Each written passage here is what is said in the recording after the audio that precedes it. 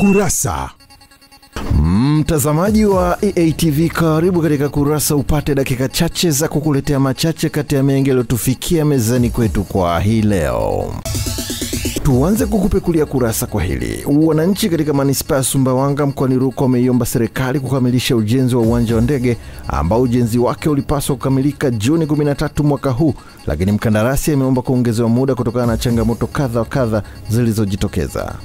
Wakati huo mkuu wa wilaya Sumbawanga Nyakia Ali Chirukile ametembelea mradi huo na kumtaka mkandarasi kukamilisha haraka ifikapo Julai 13 mwaka huu. Tulitegemea utakamilika mapema, ila kazi inaendelea vizuri kwa sababu itaturahisishia, tutakuwa na fursa nyingi za kiuchumi. Wageni watakuja kutoka Marekani, wageni watakuja kutoka maeneo mbalimbali ya nchi mbalimbali Afrika. Kukamilika kwa uwanja wa ndege utafanya biashara na mzunguko wake kwanza uwe mkubwa, na maeneo ya jirani yanayotuzunguka kama hivi itafanya mzunguko wa kibiashara uweze kuwa mkubwa sana, na vijana tunaokuwa maeneo kama haya tutanufaika kwa njia moja ama nyingine. Nitarudi hapa kuja kuona uendelevu wa hilo tabaka la lami sasa kwa hatua ya mwisho, ambao wameniambia ndani ya majuma 4 watakuwa wamekamilisha kabisa kuweka lami zote zinazoingia kwenye kiwanja cha ndege kwa lengo la kutua, kupaki ndege na kuongozea magari yanayoingia hapa. Mpaka sasa hivi wako 63%, tunaona wanaenda vizuri, lakini waongeze spidi ili tuweze kukamilisha kwa wakati kama tulivyokubaliana. Tuendelee na kurasa. Wananchi zaidi ya 1500 katika kijiji cha Genkuru kilichopo katika halmashauri ya Tarime wameelezea kuteseka na huduma ya afya, kwani wamekuwa wakitembea umbali mrefu kufuata huduma ya afya kufuatia huduma hiyo kutopatikana katika maeneo yao, jambo lililotajwa kukamwisha maendeleo na kusababisha vifo vya mama na mtoto. Wakizungumza, wananchi wao ambao ni wakazi wa kijiji cha Genkuru wamebainisha kwamba tatizo la ukosefu wa huduma ya afya kijijini hapo hupelekea vifo visivyotarajiwa ambavyo mara nyingi husababishwa na kushindwa kumudu gharama za usafiri kutokana na umbali mrefu, huku viongozi mbalimbali katika kijiji hicho kitaja jitihada zilizofanywa ili kubadilisha historia iliyojaa maumivu katika kijiji hicho. Tulizokuwa tunakutana nazo, tulikuwa tunapata mgonjwa amkimbiza Nyamwaga mpaka huku Mliba. Unaona, sasa tunatumia labda usafiri ulikuwa hamna.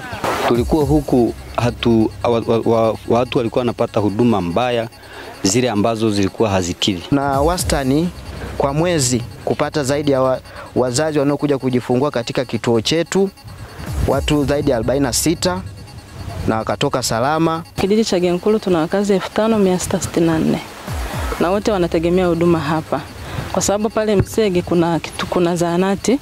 Kwa mgonjwa anapokuwa amefeli pale, ameshindwa, wanamtuma hapa kituo cha cha afya. Tulikuwa kwa taarifa kwamba mgodi umetenga tena bilioni 4.687 kwa ajili ya miradi mipya ambayo sasa hivi iko kwenye tunasema mchakato wa kuibua miradi. Tumalizia kurasa kwa hili. Kutokana na mabadiliko ya tabia nchi kuathiri wakulima na wafugaji wilayani Kiteto baada ya mvua kutonyesha kwa wakati na kupelekea mazao kukauka, baadhi ya wananchi wameomba serikali kuwasaidia chakula na mbegu kwa ajili ya msimu ujao. Wakiongea na Kurasa, wakulima na wafugaji hao wamesema kwa sasa wameamua kuvuna mabua badala ya mahindi na kulazimika kuwapa mifugo baada ya kukosa chakula. Kwa mimi ninachokiona ni serikali ndio tuangalie namna ya kufanyaje kutupa angalau mbegu ya kujiandaa kwa mwakani, sababu sasa hivi kwa mwaka huu tumeweka mbegu shambani alafu hakuna kilichokirudisha, ni mabua. Kwa hiyo kilichotokea mpaka sasa hivi ni kwamba mvua zimekata kabisa, kwa hiyo mazao yameharibika, hayakubeba, kwa hiyo mashamba yamejaa mabua kwa ajili ya mifugo. Sisi ombi letu kubwa ilikuwa tunaomba serikali tusaidie kupunguza bei ya mbegu kwa ajili ya kuandaa mbegu za mwakani. Mazao yameshakuwa makubwa na hatuwezi tena kulima, muda umepita. Kwa hiyo kilichofanyika ni watu kukata haya majani kwenda kuwauzia watu wenye mifugo au kuwapa mifugo yake mtu huyo. Tumekufungulia na kukufungia kurasa kwa hayo machache kati ya mengi yaliyotufikia mezani kwetu kwa hii leo. Tafadhali usikose kufuatilia Kurasa hapo kesho. Kwa niaba ya wale wote walioshiriki kukuletea Kurasa, jina langu ni Samson Charles, nikikutakia maandalizi mema ya Ijumaa Kuu. Endelea kufuatilia vipindi bomba na makini sana kupitia hapa EATV. East Africa TV.